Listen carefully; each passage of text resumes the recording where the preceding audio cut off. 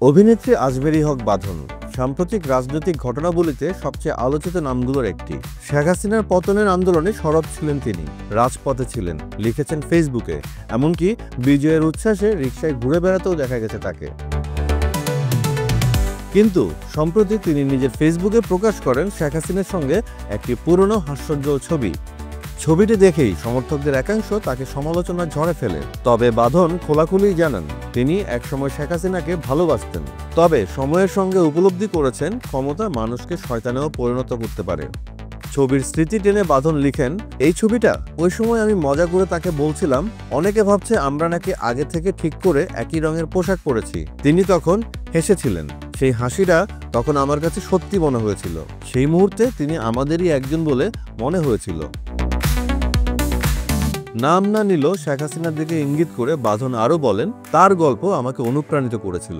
এক রাতে পুরো পরিবার হারিয়েছিলেন, শরণার্থী হিসেবে জীবন কাটিয়েছেন, তবুও সেই দেশেই ফিরে এসেছেন যে দেশ তার সবকিছু কেড়ে নিয়েছিল। তিনি বলেন, এমন সাহস খুব কম মানুষই দেখাতে পারে, কিন্তু সময়ের সাথে আমি দেখেছি ক্ষমতা মানুষকে শয়তানেও পরিণত করতে পারে। তবে এই ছবিগুলো নিয়ে সমালোচনার জবাবে বাঁধনের বক্তব্য স্পষ্ট। তিনি বলেন, শুধু তার সঙ্গে হাসলাম মানে এই নয় যে আমি প্রধানমন্ত্রী হওয়ার পথে আছি।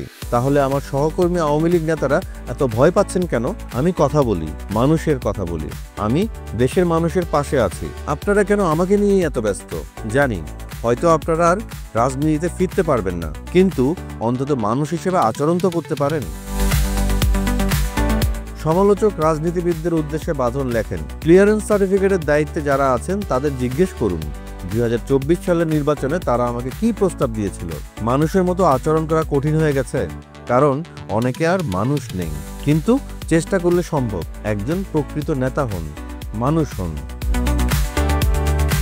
সোশ্যাল মিডিয়ায় নারীদের উপর হওয়া আক্রমণ প্রসঙ্গেও ক্ষোভ প্রকাশ করেন বাঁধন। তার ভাষায়, আমাকে যেভাবে আক্রমণ করেছেন, দেশের নারীদের সঙ্গেও আপনারা ঠিক এভাবেই আচরণ করেন। যান, চালিয়ে যান এসব বাজে কথা। আপনারা জিতেছেন, অভিনন্দন।